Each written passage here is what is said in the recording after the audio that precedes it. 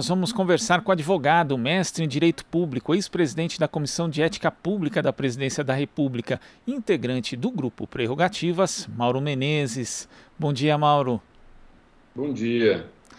Mauro, nós acompanhamos há pouco a fala do presidente do Tribunal Superior Eleitoral, também ministro do STF, Luiz Roberto Barroso, na sessão de abertura, na abertura da sessão de ontem, uma resposta bastante dura em nível discursivo contra as ameaças feitas pelo presidente Jair Bolsonaro à democracia e também aos ataques perpetrados contra o sistema eleitoral brasileiro no dia 7 de setembro.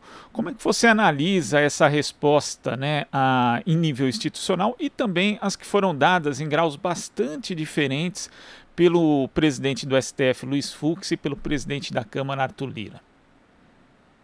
Eu creio que a resposta do ministro Luiz Roberto Barroso cumpriu seu papel. O ministro ocupa a presidência do Superior Eleitoral. É, portanto, responsável pelo andamento das eleições brasileiras. É a autoridade máxima da Justiça Eleitoral. O processo eleitoral vem sendo submetido a deformações no encaminhamento de mentiras pelas redes sociais, com respaldo do presidente da República, no sentido de descredibilizar o uso das urnas eletrônicas. E nós sabemos que o objetivo do presidente da República é justamente lançar uma pecha de dúvida sobre o pleito eleitoral que se avizinha e no qual ele já aparece como um dos candidatos que não ponteia as pesquisas eleitorais. Então, me parece que a resposta dada pelo presidente do TSE é oportuna, porque faz com que nós tenhamos segurança quanto à rigidez do processo eleitoral. O tom da resposta ele foi bastante adequado ao nível das acusações e das desinformações lançadas por Bolsonaro. Em comparação com as outras autoridades judiciárias e o Procurador-Geral da República, nós temos que considerar que talvez o presidente Barroso tenha sido mais enfático, mais objetivo até, e me parece próprio, porque há determinados momentos em que é preciso proceder à resposta sem rodeios, de maneira direta, para evitar que gracem esse tipo de incompreensão em relação a questões bastante sérias e que dizem respeito à democracia em nosso país. E em relação justamente às respostas dadas anteriormente, o presidente do STF, Luiz Fux, ele falou em crime de responsabilidade, mas praticamente passou esse tipo de competência ao Congresso Nacional. À Câmara dos Deputados cabe, na verdade, a autorização da abertura de um eventual processo de impeachment, e o presidente da Câmara, Arthur Lira, se colocou ali como uma tentativa de ponte entre o Executivo e o Judiciário. Também é necessário fazer uma adequação, Mauro, em relação a essa falsa simetria. Não é o Executivo e o Judiciário que estão brigando, é o presidente Jair Bolsonaro que ataca as instituições, e integrantes do Judiciário precisam reagir à altura, pelo menos no nível discursivo, em relação a esses ataques? Concordo. O presidente Fux deu um passo importante ao falar de crime de responsabilidade. Aquilo que nós assistimos com pesar no 7 de setembro tem muito significado jurídico institucional. Não é possível que um presidente da República se valha de uma mobilização popular, inclusive sobre a qual pairam muitos questionamentos éticos, de moralidade mesmo, porque o 7 de setembro, que seria uma data cívica em que não existiriam divisões partidárias, se converteu num evento de louvação e exposição de um fanatismo em apoio ao presidente da República. Ora, o presidente Fux mencionou, com todas as letras, que o comportamento do presidente Bolsonaro se avizinha de um crime de responsabilidade. Já o presidente Arthur Lira procurou se colocar como uma espécie de mediador da discussão. E a mediação ela cabe, de fato, quando existe um conflito de parte a parte.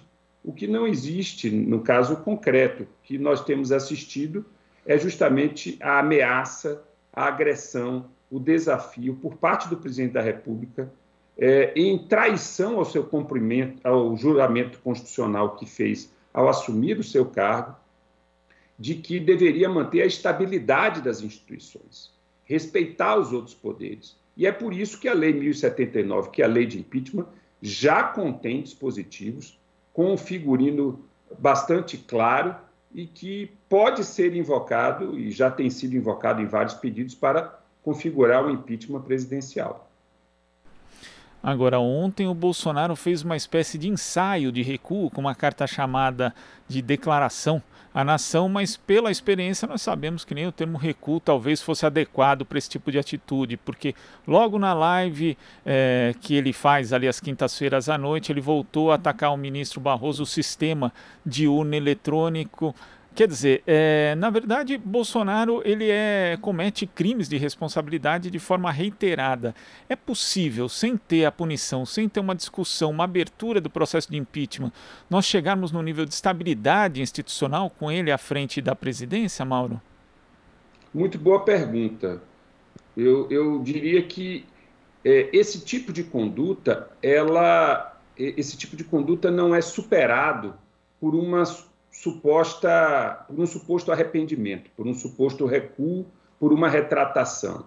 O cometimento de crimes dessa natureza não pode ser, de forma alguma, suplantado ou indultado por uma dissimulação que, infelizmente, veio a ser objeto de apoio de um ex-ocupante da presidência da República, aliás, já acostumado a determinado tipo de engendramento farsesco, que é o ex-presidente Michel Temer. Ele visita o presidente Bolsonaro e, na verdade, todos sabem agora que o texto partiu de sua redação ou de alguém a ele próximo, de Michel Temer, portanto. Isso faz com que Bolsonaro possa dizer amanhã que a pedido de desculpas, se assim podemos chamá-lo, não partiu dele, Bolsonaro, mas foi feito pelo Michel Temer. Ou seja, é um jogo de dissimulação. Bolsonaro faz um ataque em público diante das câmeras, com uma multidão à sua frente, e faz um telefonema suposto às escondidas para o ministro Alexandre de Moraes, que eu tenho certeza que deve ter sido bastante frio em sua resposta, teve que atender o telefonema do presidente da República, mas certamente ali não houve uma conversa digna. A conduta que nós temos visto do presidente da República é uma conduta, como disse, dissimulada, voltada a manter, nessas idas e vindas, a mobilização do seu grupo de fanáticos com o propósito de derruir as instituições democráticas e abrir caminho para uma permanência no poder sem eleições ou passando por cima das eleições. Esse é um risco muito sério, a democracia brasileira está em risco e todos aqueles que realmente creem na importância de manter o regime democrático no país não podem considerar que crimes graves como esse possam ser desculpados, possam ser esquecidos.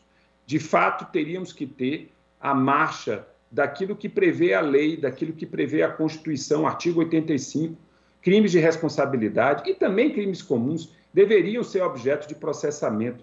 Nós temos um inimigo da democracia, um inimigo da Constituição, diuturnamente agindo contra as instituições na presidência da República, num sistema presidencialista. Essa é uma situação gravíssima. E não há meio caminho, não há mediação possível com aquele que descumpre a Constituição, com aquele que é inimigo da democracia e que quer destruir o sistema das leis. Agora, falando especificamente da participação do ex-presidente Michel Temer, né, que inclusive é autor de livros a respeito de direito constitucional, mas que uma vez na vice-presidência da República colaborou para o episódio de um impeachment da ex-presidenta Dilma sem crime de responsabilidade. Essa participação dele ontem na feitura dessa carta, na intermediação com Alexandre de Moraes, que inclusive foi indicado pelo próprio Temer ao Supremo Tribunal Federal, qual não só o papel dele simbólico, mas também o papel prático dele, no que isso acaba, ao invés de ajudando, podendo comprometer ainda mais a nossa democracia? É preciso situar a figura do ex-ocupante da presidência, Michel Temer. Ele abdicou há muito tempo da sua condição e da sua respeitabilidade como constitucionalista. Ao assumir a presidência da República, naquela situação bastante anômala que deu margem à deposição da presidenta Dilma Rousseff, Michel Temer fez uma opção para governar como líder partidário e como motor de uma iniciativa de desconstrução das políticas sociais e das instituições democráticas que leva a Jair Bolsonaro. É preciso entender isso. Ou seja, Michel Temer, ele se apresenta como jurista ainda, mas isso faz parte de um passado longínquo de sua biografia. E o aparecimento dele ao lado de Bolsonaro, inclusive quando o presidente do seu partido, no mesmo dia, o Baleia Rossi havia já sinalizado pelo apoio ao impeachment presidencial, ou pelo menos ao processamento do impeachment presidencial, revela que ele permanece atado a manobras e subterfúgios sombrios, voltados, portanto, a fazer com que permaneça no poder alguém que, como disse antes, não tem o menor compromisso com a democracia. Então, eu diria que Michel Temer, mais uma vez, presta um grande desserviço ao país com a sua conduta no dia de ontem. Agora, Mauro, a gente tem aí, você citou inclusive a questão de ocorrência, de provável cometimento de crimes comuns por parte do presidente da República. Nesse caso, o início de qualquer tipo de processo nesse sentido seria a responsabilidade do Procurador-Geral da República, hoje Augusto Aras. Nós vemos os impactos, né, de ter uma pessoa tão atrelada ao governo, o que isso acaba resultando. Mas também já tivemos no passado outros procuradores-gerais que, mesmo indicados por integrantes do Ministério Público, acabaram tendo uma conduta política bastante enviesada. Você acha que é necessário discutir, mas não em termos de legitimar a lista tríplice, mas uma discussão mais ampla a respeito da escolha do Procurador-Geral da República, já que acaba sendo uma figura tão fundamental para a estabilidade institucional brasileira? Eu creio que a questão relacionada à escolha do Procurador-Geral da República, ela representa algo significativo na estrutura institucional brasileira. E nós tivemos, nos últimos anos, após a Constituição de 88, algo que se incorporou uma tradição institucional, a apresentação de uma lista tríplice pelo conjunto dos procuradores da República.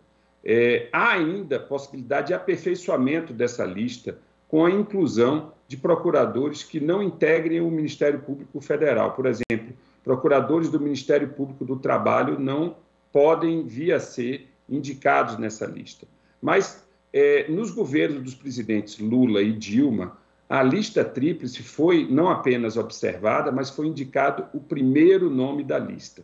O Ministério Público é uma instituição importante em nosso país. É preciso que nós não consideremos que os excessos, os abusos eventualmente cometidos por integrantes do Ministério Público contaminem toda a instituição. É uma instituição vinculada não apenas à observância da lei, mas à promoção dos direitos fundamentais. Por lá já passaram e por lá existem grandes procuradores da República que têm muito serviço a prestar ao cumprimento da Constituição em nosso país. Então, eu creio que seja imperativo, nesse momento, estabelecer pontes e diálogos com setores que tenham esse compromisso com a Constituição no Ministério Público, projetando para o próximo biênio alguma forma de escolha que, de uma certa forma, reconstrua o papel do Ministério Público em nosso país. Nós tivemos aí dois extremos, como você acaba de mencionar. Aqueles excessos e abusos que foram, de certa forma, tolerados em alguma medida, e agora temos um Procurador-Geral da República cuja indicação partiu de uma relação de confessada proximidade com o presidente da República.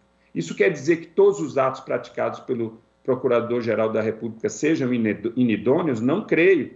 Ele é dotado de conhecimento jurídico e ele tem a consciência dos seus atos e também de suas omissões. Responderá historicamente por isso. Mas a pura e simples indicação de um nome fora da lista tríplice não quer dizer que será uma boa indicação. Então, é algo para ser bem pensado. O ex-presidente Lula já declarou que tem a inclinação de voltar a indicar o mais votado da lista tríplice. E um estadista como ele, depois de passar pelo que passou, ele nos deixa a lição de que devemos refletir sobre o alcance institucional dessa posição que ele perfilha. Mauro, queria agradecer a sua participação aqui no Jornal Brasil Atual e volte sempre. Até a próxima. Muito obrigado. Eu que agradeço o Jornal Brasil Atual. Um grande abraço a todos e a todos que nos assistem. Abraço. Conversamos aqui com o advogado, mestre em Direito Público, ex-presidente da Comissão de Ética Pública da Presidência da República e integrante do Grupo Prerrogativas, Mauro Menezes. Você está ouvindo Jornal Brasil Atual. As notícias que os outros não dão.